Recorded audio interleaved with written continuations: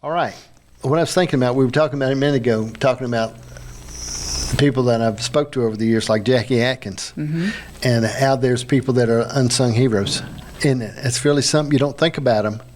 You know, I think about people that are gone now that were really big parts of the community, and some we know of, like Jack Harry.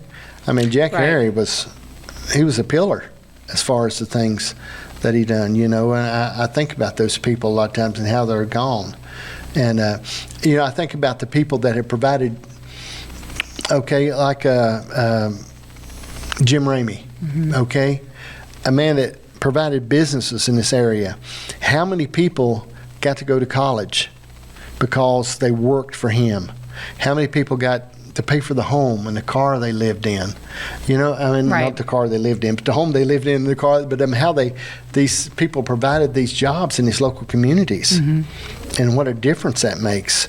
And, you know, we don't think about them, but the truth is, back inside of us, there's this nature that when we're gone, we're gone. Okay, so I don't know. It's strange. You ever think about that? Well, not only, you know, they were creating job opportunities for folks when they were alive, but posthumously, Jack Harry, for example, things that he set in place before his death are still impacting the community today. I just had a conversation with someone yesterday about an endowment that he had left that is still benefiting Tazewell County.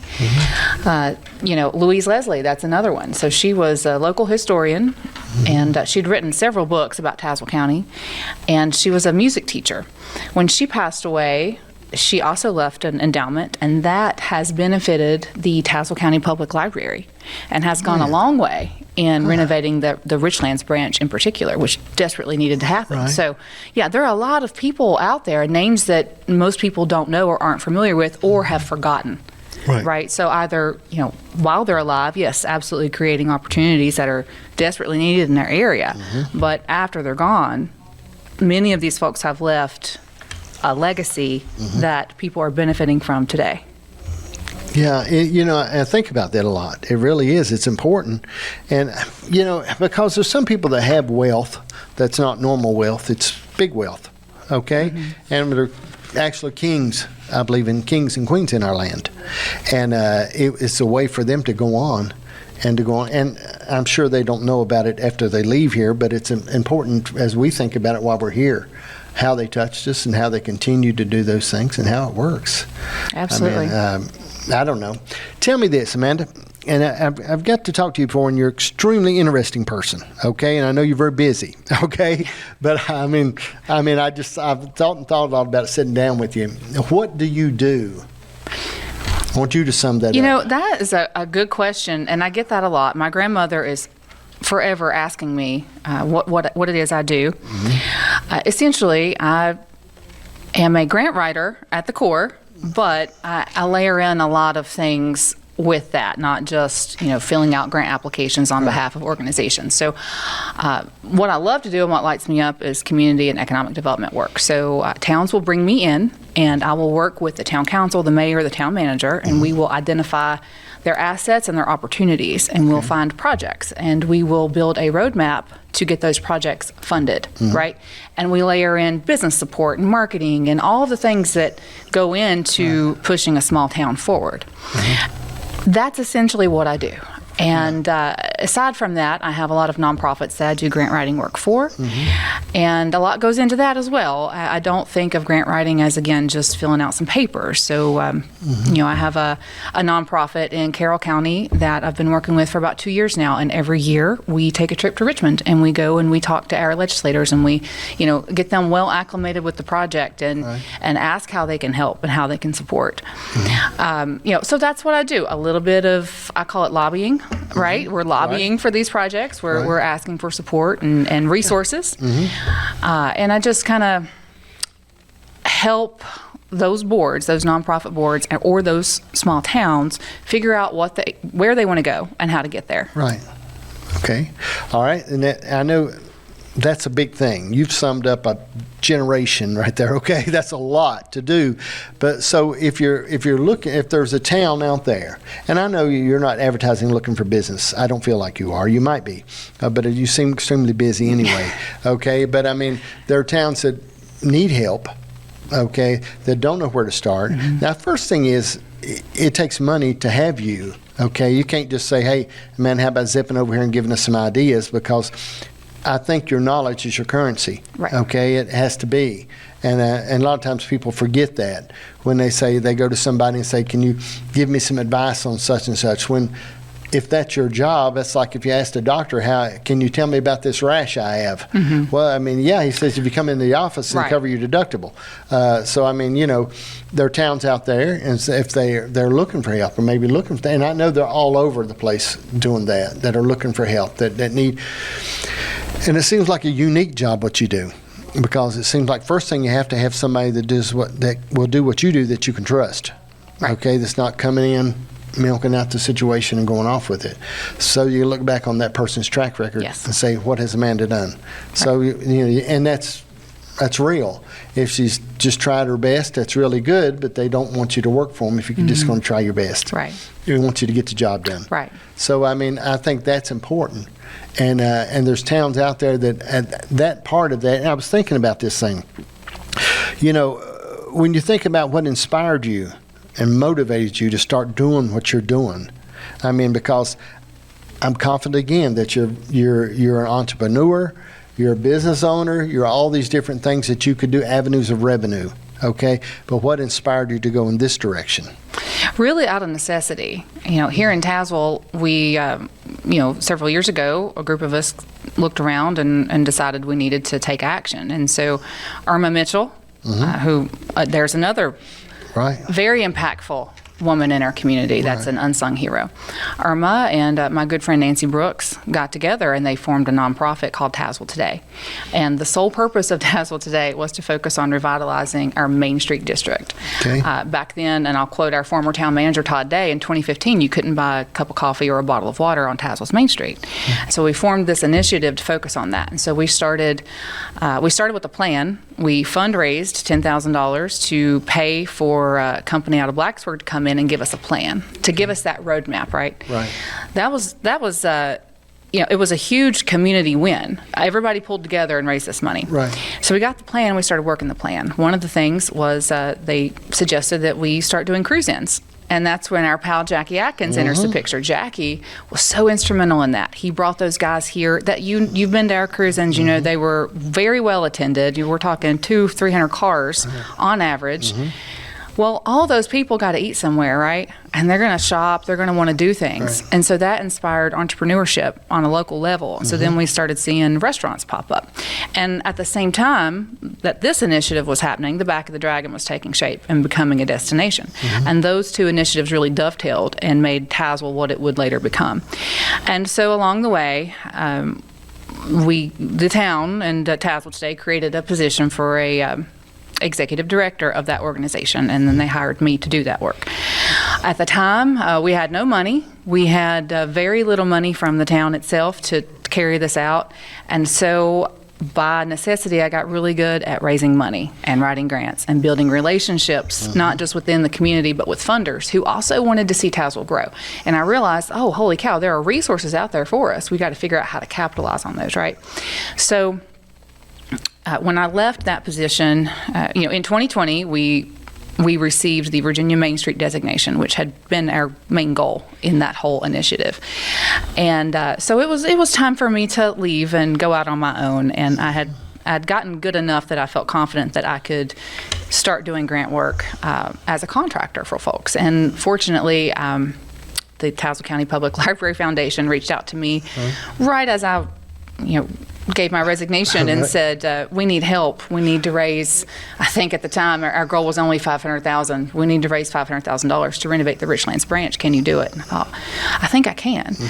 And so I immediately set out, and at this point, we've raised a little over $600,000.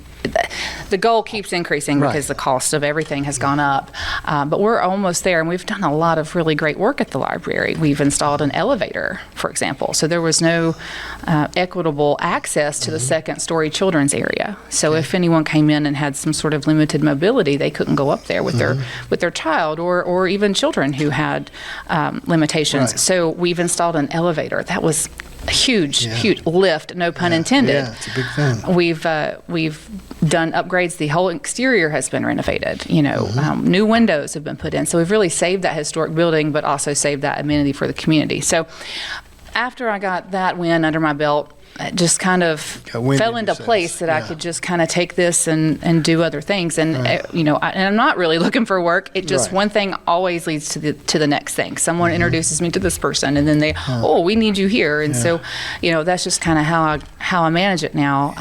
I have someone who helps me. I just brought her on about a year ago, and she lives in Bland. We actually grew up together, and she is doing wonderful. She has really figured out how to support all of this, and she does a lot of the research and helps me on that end of things. So that's been great. So that's increased my capacity a little bit. And on the note of capacity, so you touched on a little bit, there are lots of towns who need this, right? They don't have, it takes money. And capacity, that's an issue. They either don't have the funding to hire someone full-time to focus on it, or they don't know where to start. And it's not to say that they don't have a lot of people with big hearts and lots of great energy and ideas, and they want to see it through. It just takes a certain skill set to implement all of these things. And so, there are actually grant programs that can help those towns build that capacity and build that knowledge. So funding agencies have realized that there's a gap there. There's the need for this type of work, and there's a lot of funding out there available, but there's a gap between, we have our goals and we don't know how to get there. And so funding agencies have started implementing these programs that will help those towns figure it out themselves. See, I think the challenge is the job looks so big that people just don't want to do it sometimes. It's not that they don't want to do it, it's just that it's so big. When they're looking at, if there's a mayor of a small town, and he's looking and saying, hey, I would like to do something here, we'd like to do more. I know of a mayor a while back, I was talking to him, and he was talking about how they had tried to get people to work summers.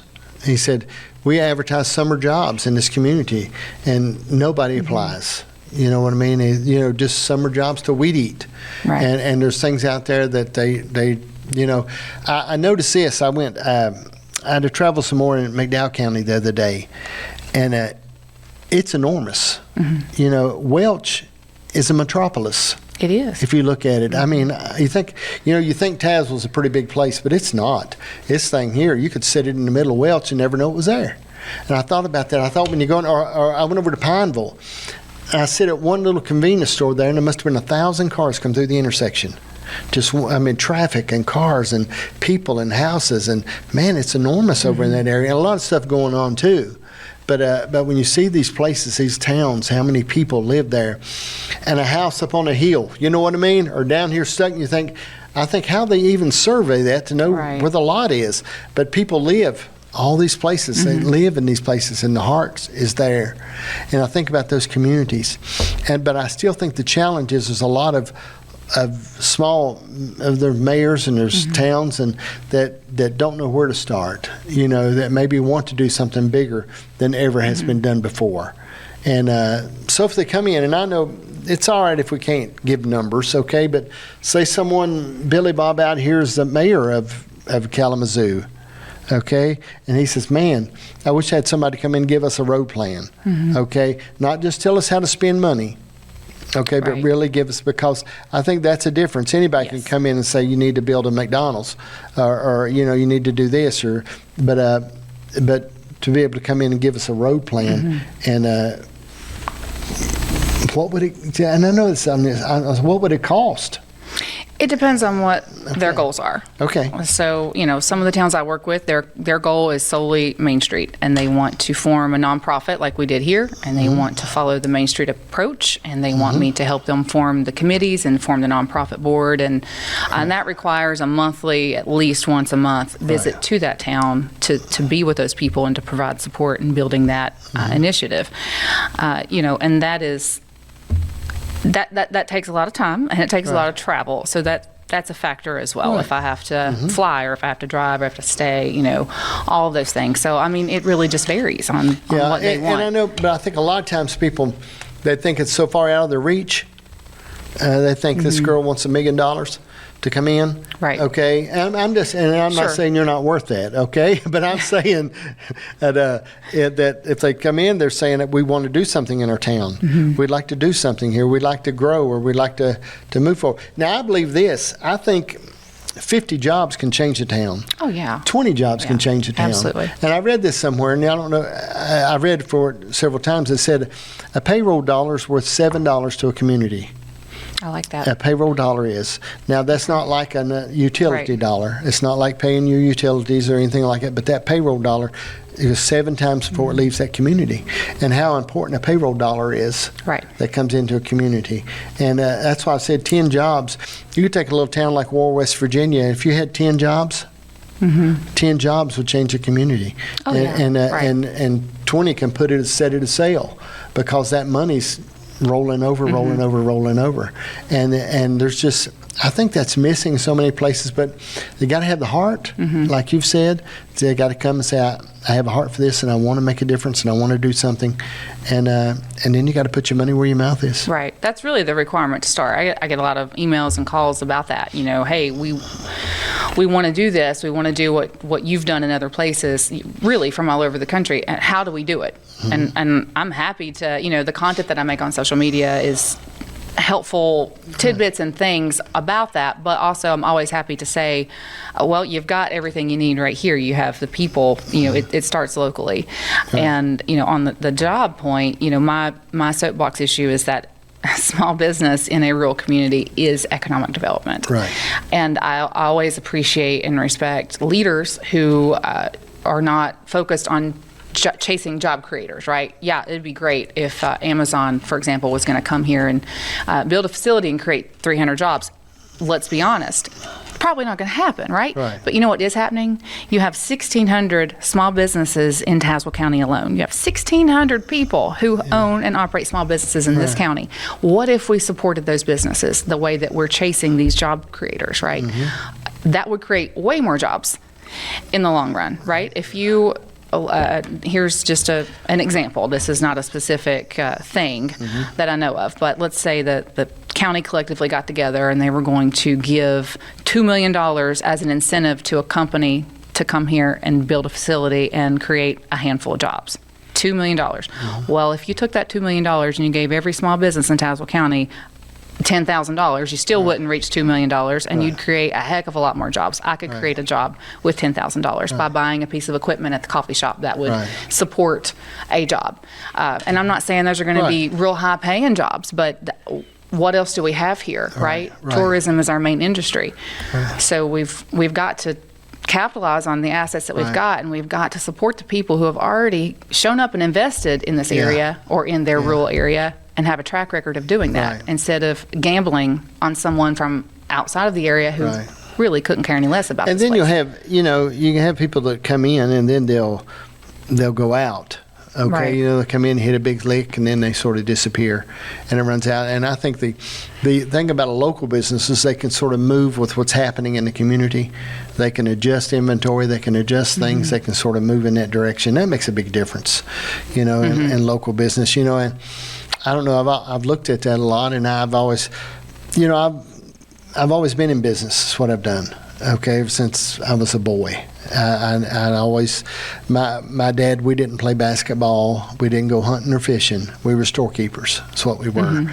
We put in a 5 and dime store when I was a boy. I remember that's where we were. That's what it was. And but I think about those things. And I think about that what happened in the community. My mom and dad had a Sears and Roebuck store for years, and the relationships that they built in that community. When people come in, they knew they needed fencing. They knew what battery they needed for their car before they even asked, or tires. And then but that local community had that thing. And I do know this, and I'm as guilty as a lot. When we talk about Amazon, okay, but now I do see on Amazon now when you buy something, there's a tax. And it says local tax. I wonder if that is that a local tax that goes to that community? Or I wonder what it is. It's probably your state sales tax. Okay. In Virginia, for example, state sales tax is 5.3%. And so when you buy something online, the company is required by law to charge that appropriate sales tax and then submit that to that particular state. So it probably says It local. looks like there would be something local. I mean, when something comes in the community, I mean, that's a monster. But we look at the convenience. Right. Okay, and I know we've just had we've had a new hardware store go in Tazewell. Man, it is beautiful inside. Right. Got the stuff. It's just it's fascinating. I've already been in it, and it was just I really am encouraged by it. Sure. Okay, I look at those things and I think that local business going in, but there's a lot of investment. I hate to think what he's investing. Okay, Right. And it's not he's having to invest to do those things and Right. have it going like that. But I think what you're doing, if you're talking about this, can you give me an idea that we're talking about a success story that you've dealt with in a community other than Tazewell? Let's move out of Tazewell just a little bit. Is there communities or a place you've worked with that you've really seen things change since you started? Yeah, absolutely. Well, we'll go far away. We'll talk about Burton, Texas. Okay. Population is like 97. That was a year ago, maybe a little bit more, maybe a little less at this point. But Burton is about an hour from Austin, and it's close to a place called Round Top, Texas. And Round Top is famous for this antique show. Comes to town twice a year, and I mean the entire economy is supported by this antique show. Okay. The who's who, I mean, you wouldn't believe the prices that they're paying for these things. It's world renowned, honestly. And so Burton, it's 4 miles. 4 square miles, right? Very, very small community. But the people that live there, a lot of them aren't from Burton, but they organized this community initiative to promote Burton as a destination because there are lots of businesses that are similar to what's going on over in Round Top, but there's lots of antique businesses and other little specialty stores within that 4 mile radius that are really cool. And so they brought me in and we held a summit. They called it the Small Town Summit. And people came from all over, not just from Burton, but they came from all over. We had a packed room. And the enthusiasm in that room was really inspiring for me. Just this lady came, she had a T-shirt on that said, "Save our small towns." And I'm like, this is a room of like-minded people that get it. So from that meeting, Burton and the group that brought me there, they created a group called Destination Burton. And that is non-affiliated with the town. It's not affiliated with the county or the state in any way. It's they grassroots effort, really bootstrapped it, formed this initiative to focus on promoting Burton as a destination. And they were able to get some grant funding to put some advertising on the main highway there, because it's just right off the main road. I don't know what the road is, but it's just right there. And you would never know that this little gem of a town was there. But they were able to get some grant funding, and they used, there's a program in Texas called the HOT tax, and it's a hotel and transoccupancy tax. And so the state has gotten this grant program together using the HOT tax, and Burton, because they became a nonprofit, they access that, put these billboards up, and people are stopping. It's made such a difference for them. And we came up with the moniker, the best kept secret in Texas, because it was just so tucked away, you know. And so I'm following those guys along still, and we catch up and we check in every now and then, and that has been so cool to watch. And they're like a little family, like a little unit. There's the Cotton Gin Museum in Burton, Texas, and that, believe it or not, is a huge attraction as well. And so they're involved in this and helping to promote the town as a destination. And again, this group is not affiliated with the town at all. And the town is set up just like it is here. There's a mayor and a town council and all that. And those people were supportive, and they showed up, and they liked what we were doing, but they didn't support it financially in any way. So they just really said, enough of this, we're dying, we've got to do something. And they organized, and it has paid off tremendously. And some of those businesses that, I visited and became friends with all those folks, they're changing, they're expanding, they're growing, they're evolving to fit the need. They started doing events. I have to tell you about this event that they do. You remember Three's Company? Do you remember Mrs. Roper? Mrs. Roper always had on the caftan, and the wig. When I go into a town, I show them examples of events that I've done in other places just to give them some inspiration. They came up with the coolest idea. They have an event called Mrs. Roper's Wine and Wander, and they have a horse-drawn cart that takes them from establishment to establishment. They all dress up in their Mrs. Roper attire and their rigs, and it's hilarious. And they go from place to place, and they have, they might have wine here, and they'll shop here, and it's just so cool. And that has grown, and they're having so many people participate in that. And it's also a way for them to make money because people are buying, sort of the tickets, the passports, if you will, to attend that. I love that. It's just creativity. It's capitalizing on your assets that you have right here at home, and just the community coming together and forming this little family. Yeah. Now, there's always, that happens in a lot of places, but there's always conflicts that arise. And I'm sure that there's been little things in Burton that I haven't seen or no one's told me about, but it's been sort of remarkable that they haven't fallen apart in the last couple of, years, because they don't have any support. They don't have any funding. That's what I mean. Not that they don't have support, but they don't have any financial support from their town. Right. Well, I think that, and we talk about conflict, okay, anytime you deal with people, there's going to be some conflict, and you have power struggles. If it's a HOA board or whoever, okay, there's always a little bit of power struggles that go on. And I think, but if cooler heads will prevail, and I found a lot of times if it's something like this, if you get a group of people that are not selfish, are not just concerned about just their self, but begin to really grasp the bigger picture and want to do something for that community, then everything starts to change. Oh, that's right. Yeah. And, a lot of it is, I have a community listening session coming up in the town of Brookneal. I'll use them as an example. It's a new town that I'm working with, and I've been there a couple of times. I'm getting the lay of the land and getting to know the people, right? And figuring out those different relationship dynamics. And so one of the first things that I do when I go into a new town is hold a community listening session. And in Brookneal, we're calling it Brookneal Voices and Vision. And all the stakeholders are invited. It's open to the public. And really what we want to do is we want to get a really good idea of the assets from the community's vantage point, not just from the leadership. I want to know what the people see and what their ideas are, right? And we want to see what opportunities we have to improve on, right? Those are so impactful, and I wish that those were incorporated more in bigger projects that impact a community. I see a lot of chatter about this or that, and especially when grant funding is involved, because that's essentially most of the times tax dollars, unless it's a private charitable foundation. So I'm a big believer in community listening sessions and transparency and giving folks the opportunity to voice their opinions and ideas. A lot of times people just don't know where to park that. They've got an idea, they got a vision, but they don't know how to make it happen. I agree. See, I think that's the challenge we run into, even with a lot of small towns. They're operating on limited resources, a lot of non-paid people in a lot of positions, and they're sitting there just trying to figure out what to do. And then to have the heart to do it is a real challenge. And I believe there's plenty of people out there that do have the heart to do want to change, but I believe they're sort of lost in the mix, and the job can look so big that they don't know where to start. That's when you talk about a roadmap, how you're talking about come in and sort of get a roadmap and say, hey, this is what we want to do. This is how we'd like to approach it. I think of how, over at War, they have the Fall Festival, they call it. And man, people come that used to live in War from all over the place that come in there in the middle of that. And people have the biggest time you've ever seen. People walking around with shotguns, shoot. They have shootouts in the middle of the streets, you know what I mean? And it's just it's a big time.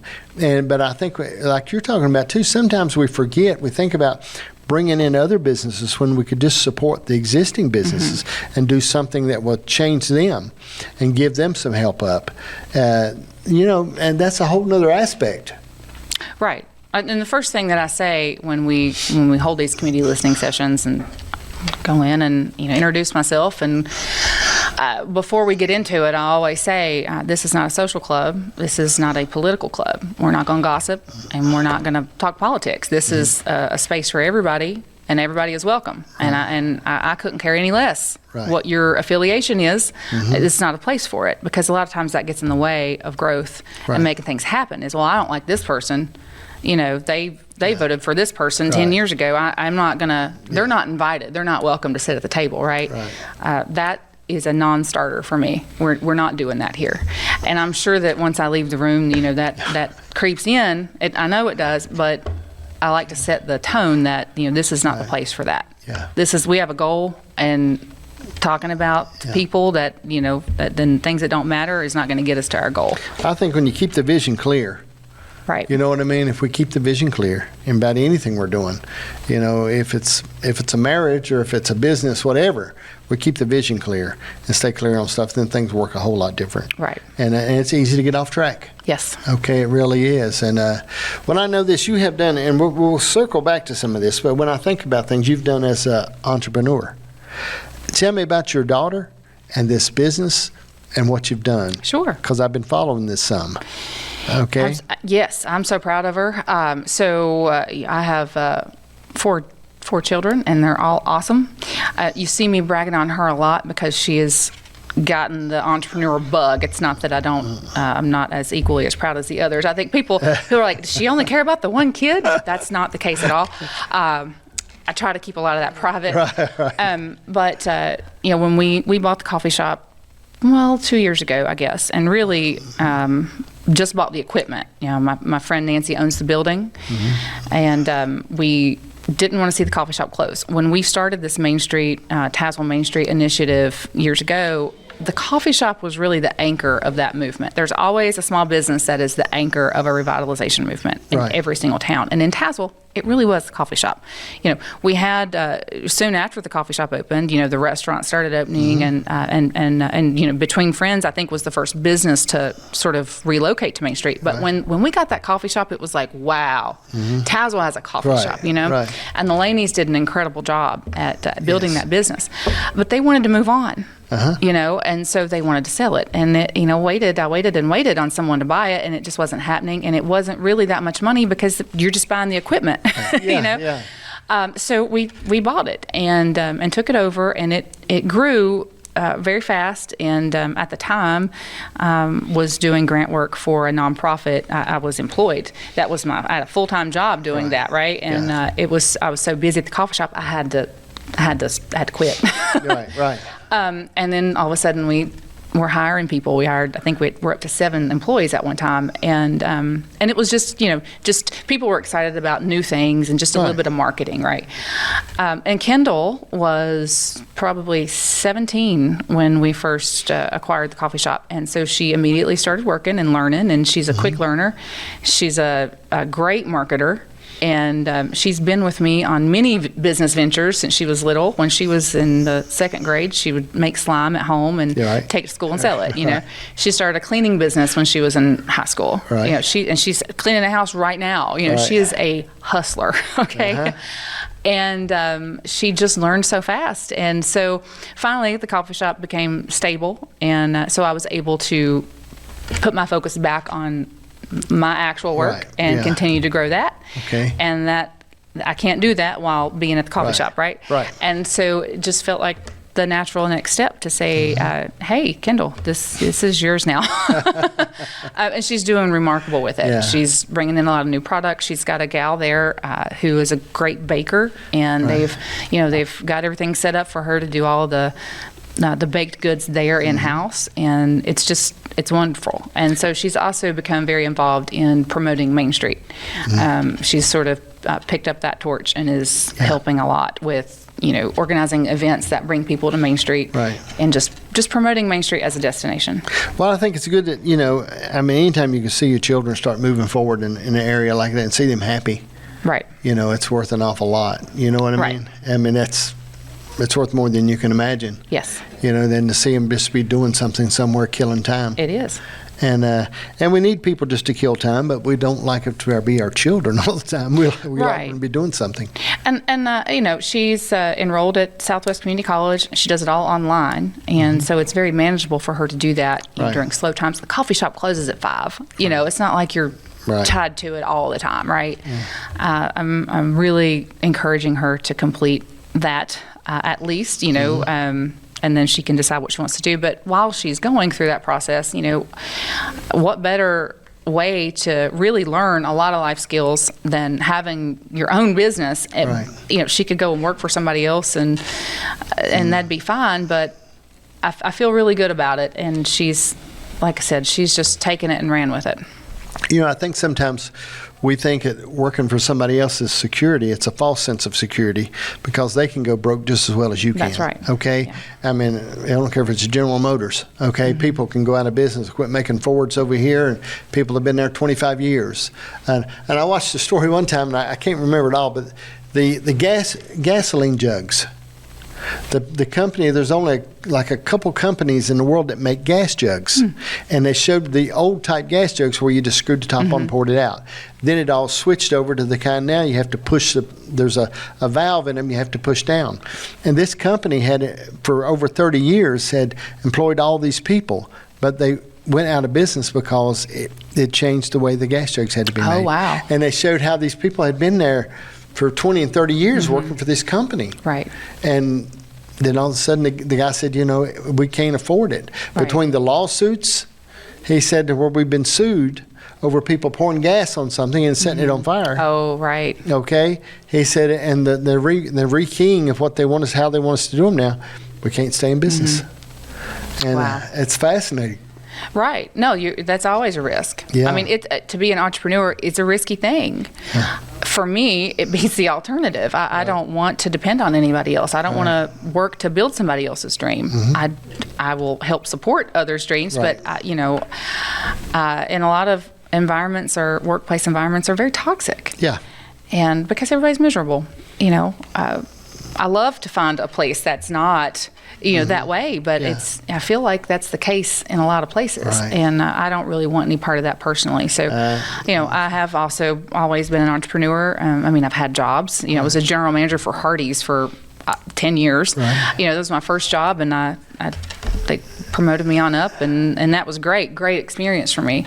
But for the most part, I've had a variety of businesses. Yeah. I've had a clothing store. I think my first business was a consignment store in Charlottesville called 29 Consign because it was right on Route 29. Right. And when we moved back to Tazewell, I sold that business. It's actually still open today. And I've always had that bug, the entrepreneurial bug. My daughter has that for sure. The thing though you run into is with being an entrepreneur and being self-employed entrepreneur. The thing that fascinated, I've been through hard times at times too. I've had things come and go, and I had 8 restaurants at one time. Wow. I've had a lot of stuff go on, but when my daughter married her husband now, he's got a real good job, coal mines, real good job, long wall. He's good. But anyway, she was fascinated when he got paid, and she said, "You mean you get this every 2 weeks?" Okay, because Right. it was feast or famine. Yes. Being an entrepreneur sometimes, we built those restaurants that we built. I never borrowed any money. I built them all out of my pocket, and that was a big thing because if we go into doing something new, there was no money. You know what I mean? And I was the last one to get paid. I know in the business plan, you got to pay yourself, and it goes. So no, that's beautiful if the money's there. Right. Okay, but she was fascinated because that money come in on a consistent. regular basis. Yeah. You can actually budget. Right. You know what I mean? And say, oh, look what's going on. And I think that's a big challenge for people that are self-employed, that are entrepreneurs. Because you got to know that that's out there. Right. You got to know that this risk Right. is out there. But it's also a risk. The alternative is a risk because, as we all know all too well, Yeah. it's feast or famine sometimes in the coal industry. And, Yeah. when it's great, it's great. But then what happens, when it's not? So, you just got to choose your risk. The thing I like about being able to work for myself, I like freedom. I'm really big on freedom. That I can go and I can do if I want Yes. to do something. I can load up and go do it. Yes. I like having the freedom. Now with that, I have to make sure I budget in such a way that I'm not in such a bind. And you have different phases and chapters of life. There's sometimes you have to be in a bind at certain points of your life in order to succeed and do things. But there should come a point somewhere in the future to where you're not under the gun. Okay? That's the you know goal. what I mean? Yeah. There should come a point. And so when I think about how to do that, first thing you have to do is be able to, it's not as much, if you concentrate on more on what goes out than what comes in, and I think that happens in so many people's life, they get under the gun, they get under this bondage of finance, and they can't really accomplish anything, Right. never can enjoy their life, never have freedom. Right. there's a mentality that, especially here in the coal fields, I mean, we're born with it. It's ingrained in us as we grow up that, money is scarce. Right. And you got to struggle for it, right? And you got to worry. And if you're not, I think a lot of times this is a crazy thought. Think about this. If I won the lottery, I would almost be ashamed that I came across this amount of money without working for it. I still feel that way. And that's the craziest thing ever. Who wouldn't want to win the lottery, right? But I would feel like, I didn't work for this, people just have that mindset. It's just so hard to break out of that. I'm not like you. You're a better person. Okay? I mean, I would get a billboard on 460 that said I won. Yeah. Have a big stack of money in my hands, and I would hire me some good friends. Yeah. The people would be waiting on the porch when I left in the mornings. Hey, John, how are you? Yeah. What do we got going on today? You know what I mean? I would just, I would get T-shirts, pass them out saying John won. But I know there's good people like you out there that would feel a little bit of a burden. Okay, but I'm just not one of them. I would give all my family a little bit of money on a low interest loan. I wouldn't just give it to them because give it to them, you don't help them. But just a low interest loan, you know what I mean? Something along the line. But I mean, I don't know. I think about that a lot, and I do think about that when I buy a ticket. Right. Buy that lottery ticket and say, this might be the one, But it has so many bad things happen to people when they win. I know, right? I saw a lot I would of hope those I could fight the odds. I wonder what the difference is. What makes it, be okay for some people? I'm surely there are success stories that, it ended well. Right. But then what made it not turn out so well for others? Some very sad stories. Oh, man, around heartbreaking. lottery Families fall apart, murder. Yeah. I mean, it's just I think of this. I think at one time I had a buddy of mine, and we were out, we were doing a revival together, crusade together, and he was sharing his testimony. And he'd been to jail several times, a lot of things. He just had been a rascal. Still was a little bit of a rascal. And so I began to share, I said, about my life and what God had done for me and where I've been. He said, I don't understand why God has blessed you. He loves me as much as he loves you. Why has God done anything for you like that? I said, well, I was listening to you. And if Appalachian Power can't trust you, why do you think God would? That doesn't mean they don't love you. But when it comes down to trust in our life, and I think sometimes when that kind of money, when we think about, man, it being handed to somebody, and free money, you and I both know, even when we talk about people's estates and inheritance and things like that, free money causes more problems than any other money out there if they get free money. Sure. And that seems like it just, messes people up. You really see the worst come out in people when someone passes away and there's an estate, right? Yeah. Maybe I think there's value to what, to what you said, and I think that what's that school of thought that money just amplifies problems or amplifies the kind of person you are. Right. So maybe that's the difference. Right. I don't know. I don't know either. I think about I had a guy one time, I had a minister one time talking to me about, do you remember Jim and Tabby Faye Baker? Oh, yes. Okay. Yeah. Not a lot of people don't remember them, okay? I went to PTL one time. I would have bought one of them rooms, but my credit card wouldn't take it, wouldn't hold it.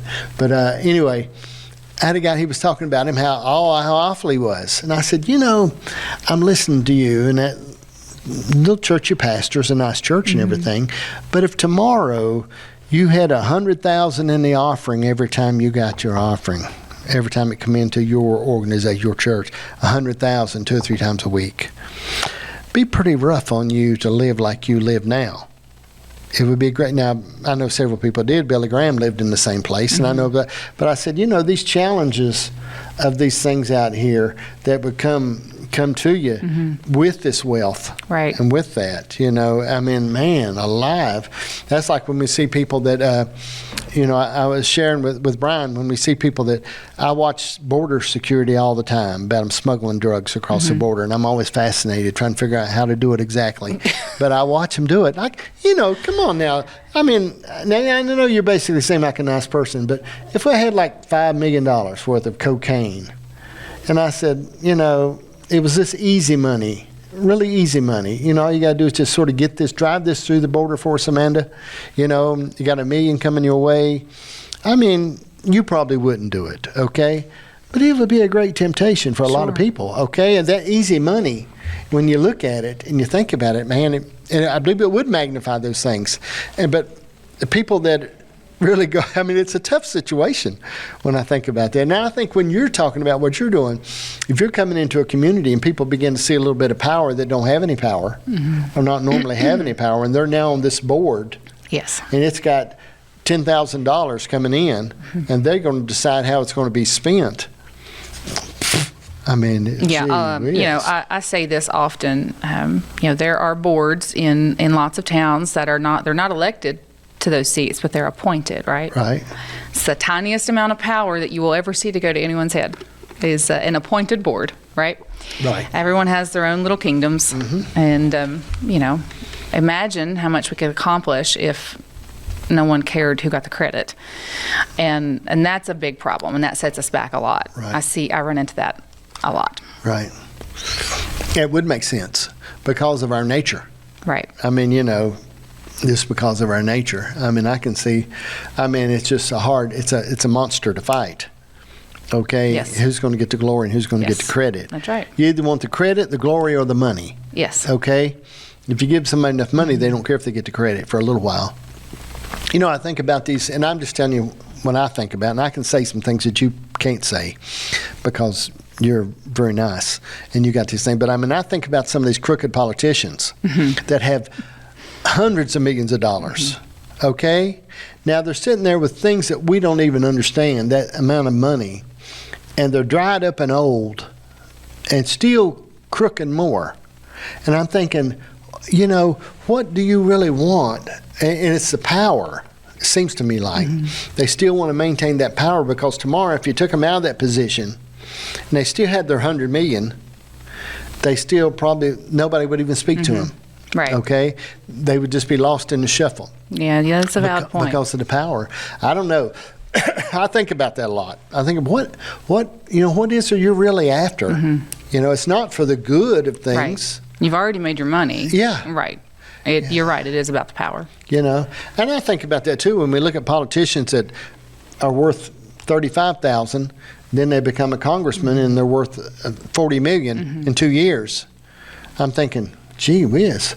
But also I'm thinking, and it's probably a reason that I'm not in these positions, okay? If I was sitting there and I was a congressman and I knew that I could invest over here Sure. and make back 40-fold, I don't know what I'd do. You can't hardly blame them. But, people often ask me, they'll say, how is this, I see what the salary is for that position. How does this person live this lifestyle? And in Virginia anyway, campaign contributions can be used any way that you see fit. So they're used for, salary and things like that. Right. And so it winds up funding lifestyles for a couple of people. But that's one thing. But then there's, what you're saying and the insider trading, I guess, or whatever you label it as. I'm not smart enough on that topic to be able to speak intelligently, but I know that's that's a big part of it, and it's not right. It's certainly not right. But can you really blame them? Right. See, that's what I'm saying. You know what I mean? Right. Can you really, when you look at it and think of, and I know there's really good people there that say, well, I wouldn't do this. Okay, I'm saying, okay, you're a really nice person and hold to your guns. Okay?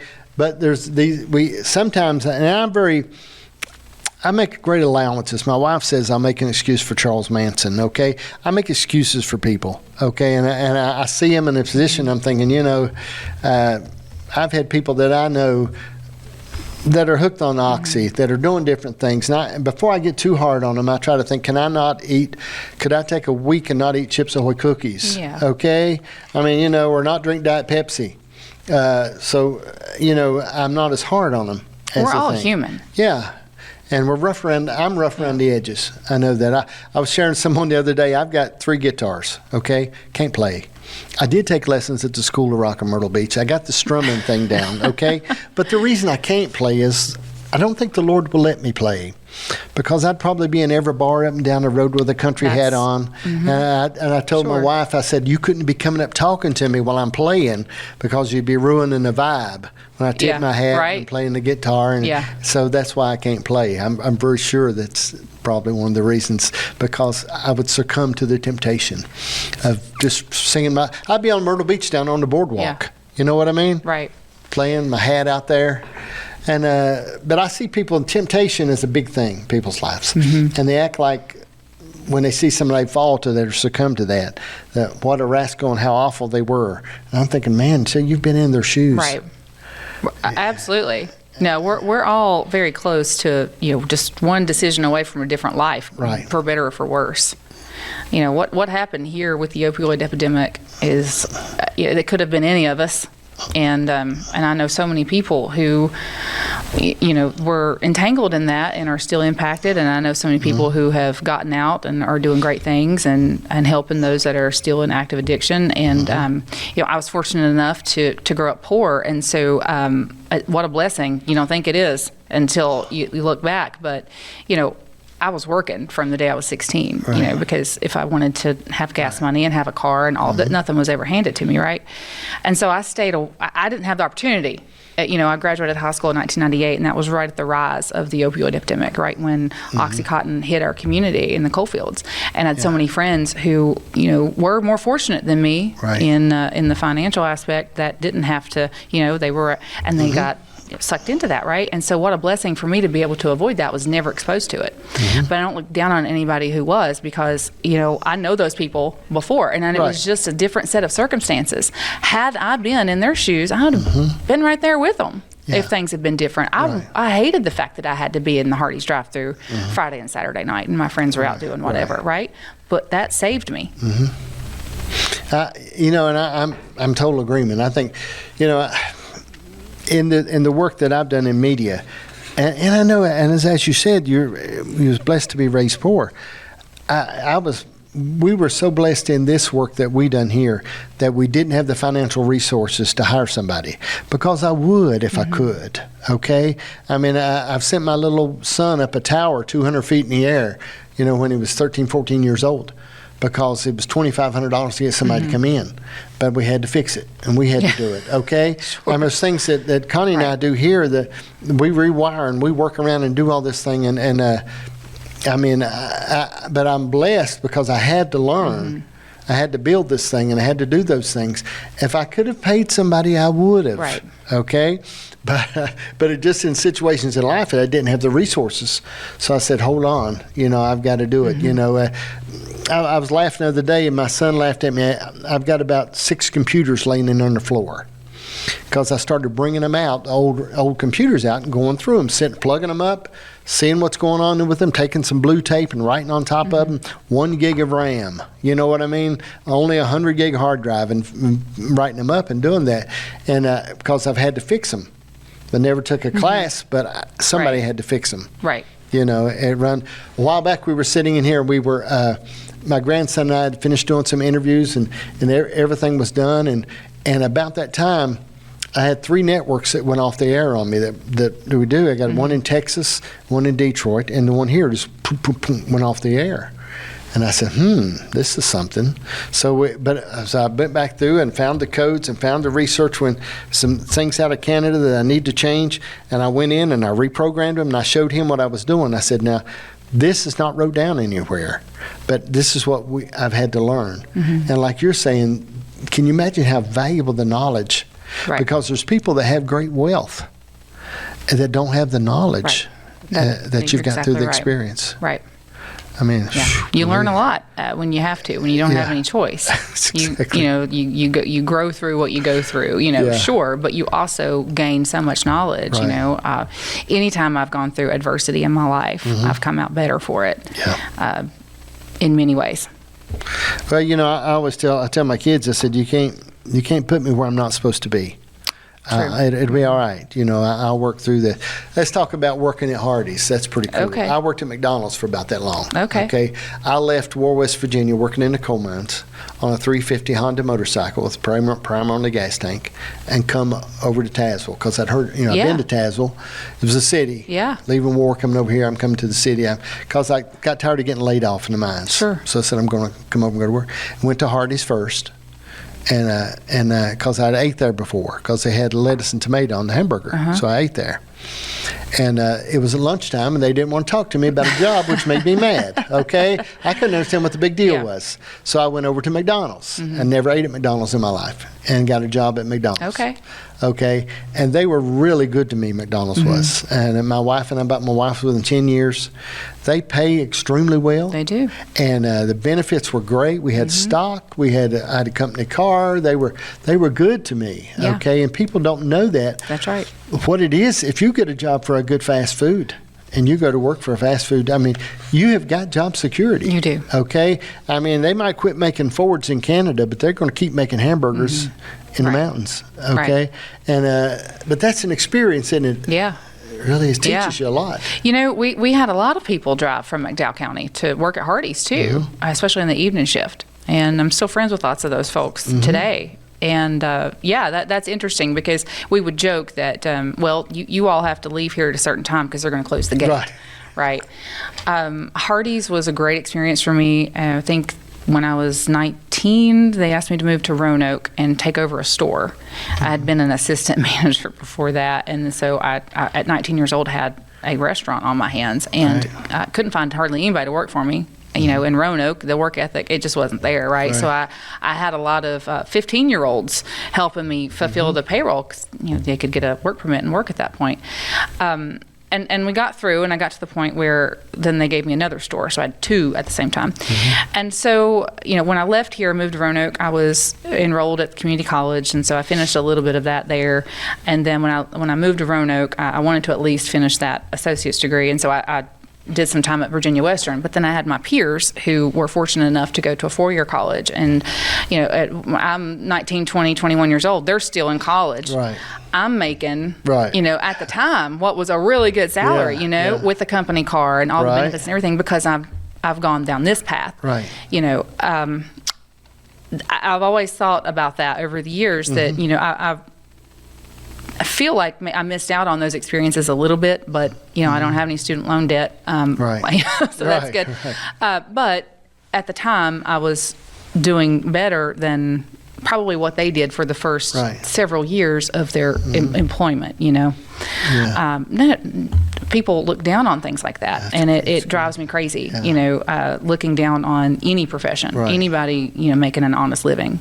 Well, you know, it said, I was reading a while back, and it said someone going into plumbing, a plumber will make more money over a period of years than a doctor. Because most plumbers become self-employed and do their own business as they go along. But a plumber, somebody who goes in and becomes a plumber, will make more money than a doctor. And you know, and what's happening right now, the trades, man, are coming back. There's people starting to come back. We need it. We need it even for the electricians. You can't have AI without electricity. And somebody's got to run the wires. The other day I was over at a cable system over in Pineville, and the guy, we were doing some work on some stuff over there with him, and I said, AI is not going to replace you, is it? He said, absolutely not. But I mean, he's got to run the cables, put the equipment in, get stuff working, and I think it's a big thing, the trades now, to be able to do that. But back to the fast food, I mean, it is an experience to have. I mean, I'm really glad that I had it, and I loved it. I mean, when I worked at McDonald's, man, I enjoyed it. I lived it. My wife and I, that's where we met at, got married, but we lived that thing and enjoyed it. Like I said, and it's a hectic work. And, you know, and we were two different types of workers. I don't know what type you were, okay? She was the type, if drive-through went off, she went over and seen if she could help. I was the type that was sitting back at the desk counting the money, saying somebody needs to get drive-through. Okay. I don't know what type you were, but I'm the sense of urgency. Everybody pull together. Let's get this person in and out. But I mean, you know, and she started working for McDonald's years ago. You know, I mean, when they didn't have the registers like now, there was dummy proof as possible. It was a whole different world that we grew up in. And we talk about a lot. She grew up, and her father had passed away when she was younger, and she had to get her own car, get her own things, didn't work all the stuff herself. But she can handle anything now because she's had those experiences. And so many people miss that. And I think that's where, okay, let's touch on this. I know we're covering a world of topics, but let's talk about our children. if we're not careful, so many kids today, we think we want them to have it better than us. Sure. And we mess them up. Right. Because no struggle, no gain. And I think if kids don't have some struggle, they never really learn. They never learn the things that you learned. That's so true. All of mine, their first job has been in a restaurant setting. That served me very well. You learn a lot of life skills dealing with the public and difficult people. And you learn, the value of putting in a long day on your feet, right? It's a humbling experience. And so I've always been a big believer that, if you, just like me, if you want to have these things, you're going to have to work for it. I help you any way I can, but I'm not going to give it to you. Right. And maybe that's right, maybe it's wrong, I don't know. But mine have all turned out okay, right? They're good people.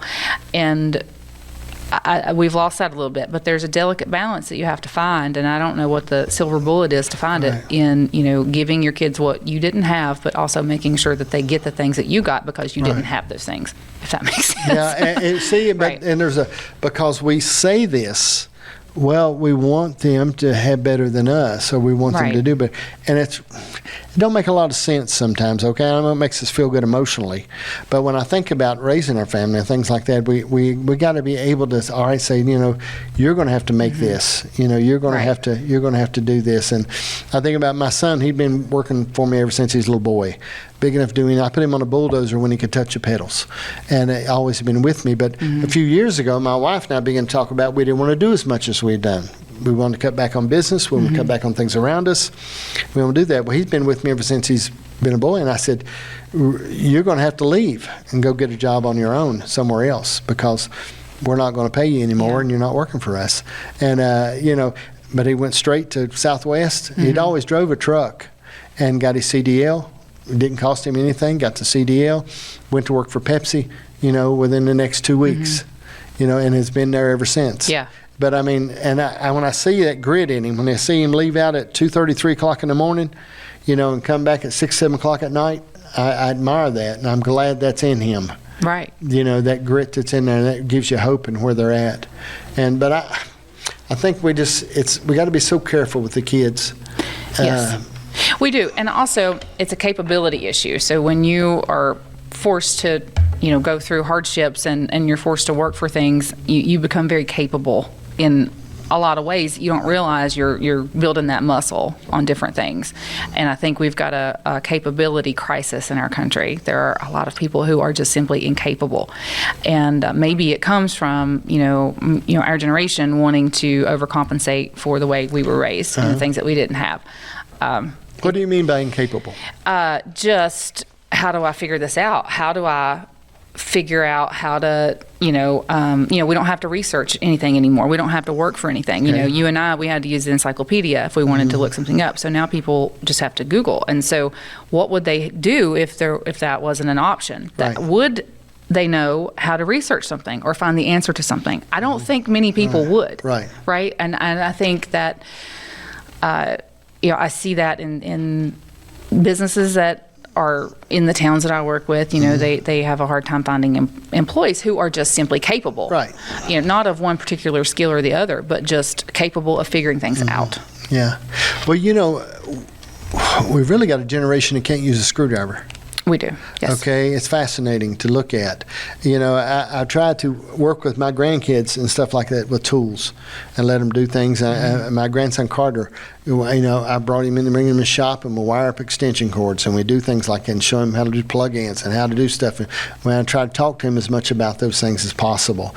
And I never forget, I brought my little, his 5-year-old, my grandson, over to the house, and I had like 10 Phillips screwdrivers and 10 flats, and I poured them out in a pile and make him tell me which one's which. Sure, yeah. And when he get it wrong, I'd hit him on the head with the other one. And it really got him to where he paid attention closer up. And now, if I would just said, honey, that's all right. Let me do it. But when he thought he wasn't sure, he started squinching his eyes because he knew I was going to hit him on the head. And but I think what we do sometimes, there's no struggle, and man, that's like, and I'll throw this out too, and not knowing your living situation at all. But kids got to leave, okay? They need to leave sometimes. And we build a house that's bigger than, a 25,000 square foot house with 12 bathrooms and 14 bedrooms, them kids have to leave. And in order to grow and to be what they need to be, they have to be self-sufficient and have to be out there. But we want them close and we love them. My wife wants a hub house all the time. I said, yeah, I could see us all getting along, living that close. But but I think sometimes we hold them in there and they need to go so they can stand on their own. That's true. My husband is an exceptional step parent, and he, the girls will call him what they need something. Most of the time, they're going to call him before they call me. And I watch him handle it so beautifully. And I think to have not had experience with his own children, to be able to figure that out is pretty remarkable. He'll walk them through how to fix whatever the problem is themselves, instead of saying, let me jump in the car and run and save you. Except for the other day, my daughter had a flat tire in the freezing pouring rain, and he was there changing her tire on the side of the 4-lane. So that's a different thing. Yes, exactly. That's a whole different thing. Right. Yeah. I was interviewing Barry Absher the other day, and we're talking about it. He was talking about his son's a plumber. And he was talking about they were working on a big line they were putting into a home. He said, and his son had the flu, was sick. And he said, so, he was there with me. But he said, but it was raining and everything. He said, so I told him, son, it's all right. I'll get out. I'll dig it. I'll dig it for you while you sit in the car. I told him how much better a man he was than me. I said, now, I would have said, son, if you'll get me a ditch witch, I'll get this taken care of. I said, but I don't believe I'm good enough father to be out there in the rain digging a ditch for my son. I love my kids. Yeah. But there's a limit to my love. The thing about having an entrepreneur kid is that, and I've said this before on social media, not only do you have to deal with the things that you've gotten yourself into, but you got to deal with the things and be there to support the things that little you has gotten themselves into, and therefore you into. Because, I want to support her. She's figuring stuff out, but, she bought a food truck recently. Right. Well, we don't know nothing about operating a food truck, right? But I've got my Hardee's experience, so I can come in there and get her fryer set up and do all those things. But I'll be there to support her. But by and large, she's a little bit on her own. I mean, I'm the backstop, but she is kind of on her own with it. Yeah. But coming to their rescue is your natural inclination. Right. But it's always good if they can learn how to do something for themselves, and the confidence that builds also. Yeah, feel like they can handle everything and do it. My problem was, and my kids, they're always scared because if they show any interest in something, I'm all for it. I jump in behind them and gear them up and ready to go. My son, he liked wrestling. He was in WWE for a while, and he loved wrestling. Broke every light bulb around. All of our tables were broke. Jumped off every ladder you can imagine, okay? So I said, so he went to the camp for a day and went through all this stuff, and I said, well, let's buy a ring. This has got to make money. I'll buy a ring. We'll be promoters. We'll go do this. And so he finally got his mom to get a hold of me and set me down and stop me, because he showed a little interest. Yeah. And I jumped right in behind him. Whatever you want, let's do it. Yeah. And, my dad has always done me that way. When I was in the restaurant business, him and mom was right in there with me, anything I needed, okay? That's awesome. And, but I get involved very quickly, and I want to help and I want to be part, and sometimes I got to let them, and sometimes it's just something they're thinking about. It's not a big commitment. Right. So I've got to ease off and dial it back. Food truck's great. Oh, I had those. I enjoyed that. But I always wanted a hot dog cart. Yeah, a lot of money to be made there. Just the cart, okay? Just a cart I can pull behind, that I can pull in and put my umbrella up and sell maybe Polish sausages and hot dogs. Right. That's it. Great profit margin. Just do that. Yeah. But nowadays you get into food cost. Yeah. When I had restaurants, it wasn't near what it is now, and you get into labor. Sure. You get into labor and food costs. We're sort of dead in the water. That's a lot to do, man. It's a lot, especially now. Minimum wage keeps going up, and I'm not saying that it shouldn't. I get that. But it does create a hardship for small businesses. It's got to come from somewhere, doesn't it? Yeah, exactly. It's got to come from the price of coffee. We have to raise our prices. It's got to come from the price of coffee or cookies or something, doesn't it? Yep. It is that sort. I'm telling you what, Amanda, I really appreciate you.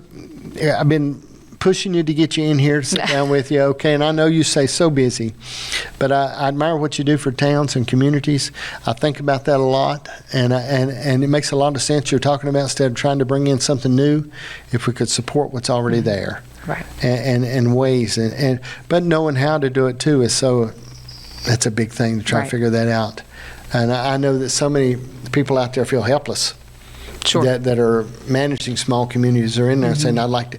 But I think what you said, too, talking about that town in Texas, going outside of the town government, and, if a few like-minded people take it on themselves and say, we want to change the community, Yeah. we want to do this, then that makes a big difference, too. You'd be surprised if, folks have that desire, if they just start reaching out to people, the people will come out of the woodwork that also want to see the same thing happen.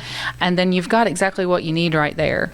Right. Always in every single community, what you need is right there. You're going to have a realtor who's going to be great at, talking about the area and promoting the area. They're going to be very well connected. You're going to have an attorney who has been there for a long time. In this case, in Tazewell, was Fred Harmon. Fred's been around for a while. He's got a lot of historic knowledge, and has a vested interest in seeing Main Street grow and thrive in the town as well, And it's the same in every community. Hillsville, for example, they've got all of the things that I mentioned, but they also have a graphic designer who has started volunteering and is on their board, and he's creating all these beautiful marketing materials and graphics and things. I mean, everybody's really got what they need to start with. It's just getting a group organized and moving in the right direction, everybody rowing together in the same boat.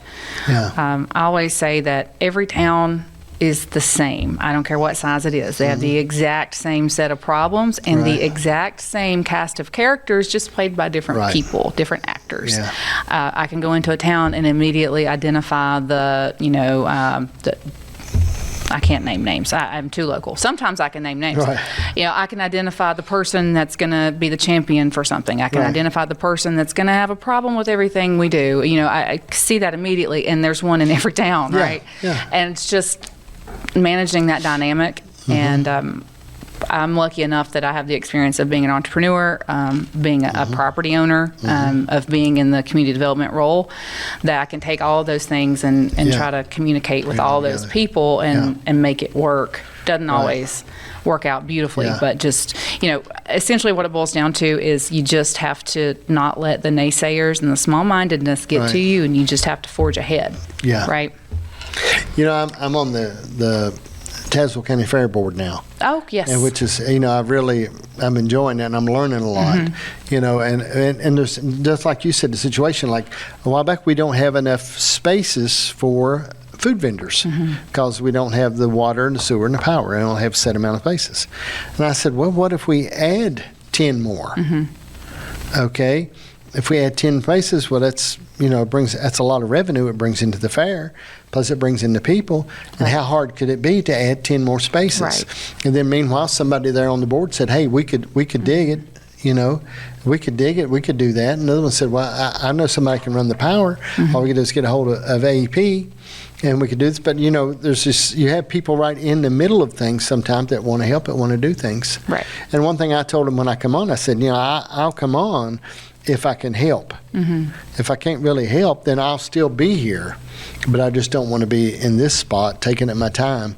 But if I can really help and make a difference, I don't mind doing it, and being in there. And I don't know. I think about that a lot. I'm going to run for town council sometime. In Tazewell? Wonderful. Yeah. I'm going to do it. I don't even know when the election is yet, but I'm going to do it. Take me about a year to get. I want to get, because I have to get up that. And my wife and them, oh, Lord, they said I can't. And my daughters are sure I'll get in trouble. But I said, no, I'd like to do it. I'd like to do something to help and be part of that and do that and see if we can do some things. I said, I don't know. I enjoy it. And I like helping. At this point in my life, I've got time where I can do some things. I think that's wonderful. And there's a point I didn't have time for that. I couldn't do it, man. It's a thankless job. And you got to be prepared for that. A lot of criticism comes along with that, and people find fault with every little thing you do. And and they'll come to your house and knock on your door and say, "Hey, why did you make this decision?" Again, big believer in transparency, and a little bit of communication goes such a long way. And people get so fired up about things that are nonsense that because they've heard wrong information. And local government a lot of times are adverse to being transparent and communicating things because they don't want the criticism, and I understand that, but also it creates so many problems. What helps me, I've been a TV preacher for 35 years. So talk about criticism. Yeah. being in front of everything. Right. I mean, I've had, aren't you a preacher 1,000 times? Right. Okay, and I said, yeah, but it don't mean I won't slap you. Okay, just because I'm a preacher, I'm a Right. little different kind. So, I mean, there's things in people like, the criticism's there. And sometimes people want to say, and people change their mind. You know what I mean? You got to take your foot off people's throats Yes. sometimes and let them take a breath. Right. And they go through situations in our life and like you said, we're only a little bit away from sometimes being in a bad position. And I don't know. I enjoy trying to help and make a little bit of difference. And I think the transfer of information is one of the greatest things. If I can get what you've got in your spirit, if I can get a glimpse of that out in somebody that's got a small town, and let them think a little bit and start thinking about what they can do for their community, just one or two people, man, what could we change? Yeah, and people, not enough people show up to those meetings, you know, and I'm guilty, right? If I have an issue, I'll show up, but at this point, I don't really make it a regular practice to go. But how else do you know? You know, they're making decisions in those rooms, should be making them public. Right? Especially with your tax dollars. The budget meetings are open to the public. Right. People should be there to voice their concerns because, especially from a small business owner standpoint, you know, I just happened to be at a town council meeting, you know, it was probably 2 years ago, for one particular issue. And then while I was there, I noticed on the agenda that there's a meals tax discussion. Well, I own a restaurant and I want to know what they're going to talk about. So I stayed. And it was to waive a new restaurant's meals tax, and you can go in and sign in for your 3 minutes at the end. So I stood up and I went and signed in. I said, "How is that fair? You know, you're putting this business at a great advantage to us who have been paying your 8% meals tax in the town of Tazewell for all these years, right? That's not fair." And every single one of them were like, "Oh, we didn't think about that." So if there's not someone advocating. You know, for the business community, especially in the room, I think that there needs to be, you know, on those elected boards, there needs to be representation from the business community, and that doesn't always happen. You know, we've got one or two on there now that are entrepreneurs and business minded, and so I love seeing that because the decisions they make primarily impact the business community, right? And so there needs to be someone to say, "Hey, that's not fair," you know. And too, sometimes we think people understand that don't understand. Okay, they don't understand. They can't see it from the same point of view. Some people you might think's a crook just don't understand. That's right. Okay, no, that's you right. say, "Look at that rascal," but then when they just didn't understand. That's right. And there's things that you run into. You're thinking, you know, they just don't understand. They can't see it from that point of view. Yeah. And I don't know. I found that out to be a lot. Yeah. A lot in my life and then if you're there to reflect what the community wants done, or not what you want done, but what the community wants done. Yes. And I think that's missing sometimes. We get you're not your selfish agenda, but you're there to do that. That's right. And make that work out right. Yeah. Well, again, I thank you. I know you got other appointments today, and I have absolutely. But we'll all do this again sometime and go over some things that just I think it's so important. Yeah. I admire what you do on social media. It's really cool. You got some cool stuff to say. You come up with some. I stop every time I see it. Thank you. I heart it, look at it. I like it. Thank you. And sometimes I laugh, and sometimes I say, "What's the heck she talking about?" Yeah. You know what I mean? I mean, you know, and I have to play it again. Okay. But it's good, and it gives us such an opportunity to share, doesn't it? It levels the playing field, doesn't it? It does. And social media. There's so many negative things that you can find, especially about our area out there. And so I just try to put positive content out there about the communities here and our culture and, you know, just things that set us apart from the rest of the world and should be celebrated. There's so much beauty all around us. Yes, ma'am. And, you know, every place has warts, you know, and blight. You can go to any place and find something like that. But unfortunately, a lot of content creators have focused on, you know, driving through McDowell County and some of our underserved communities, right, and highlighting that blight and saying, "Oh, look at how these poor dumb hillbillies live." And here's the thing that makes me so mad: that people live there. Right. What goes through your mind that you can justify showing someone's home and making fun of them? Right. Yeah. And you know that makes it. Because I'm a little bit aggressive toward people that do that, okay? And I don't play any games or anything like that. I'm just a little rough around the edges. I'm not as refined as you are in that respect. I get a little mean, okay, because I know where their heart is, and I'm born and raised McDowell County. Okay, I'm in War, West Virginia, is in my bones, and that's where my family's from, and we grew up in that area. Played hide and go seek in town at night. So I mean, and when I see that, but I made the statement a while back. I said, we don't need any more free turkeys or blankets. What we need is 10 jobs. Yeah. Okay. We don't need no more of the turkeys and blankets. People got more turkeys in their freezer than they can eat. Yeah. And I said, but we need 10 jobs. Yeah. And if you want to, or we need a place that teaches reading. Yeah. And teach reading. And that's what we need. We need one room that teaches, somebody will come in and volunteer that will have books that you can read. That will teach people how to read and add and subtract. Yeah. That's what we need. But instead, and we've done a lot of, we've distributed, my wife and over 3 million pounds of food in 1 year. And we've done, and we've done that for a lot up until the Lord stopped me with it. But we've done all that, and I understand there was seasons and times. But there comes a time that you got to turn around and now what we have to do, we got to give shovels and fishing poles. Right. And that makes a difference in people's lives, I think. But there's a different season. Sure. But we got a lot of stuff sometime. I really do appreciate you. Yeah, absolutely. Thank you. And if I can help you, all you got to do is just tell me. All right. If I got something you need, if you want to speak to people all over the country, we got 90 million homes Roku now, websites through the roof, 60 countries. I mean, we got a wide open door to everywhere. So I mean, if you need something, all you got to do is just tell me, just text me and say, John, I'd like to share with people about peanut butter, and I'll put you on. Well, I want this video. I'm going to put it on my website. Yeah. Yeah, We'll give that'd be great. We'll give a good copy of all that. We'll take care of you. Wonderful. Thank you, man.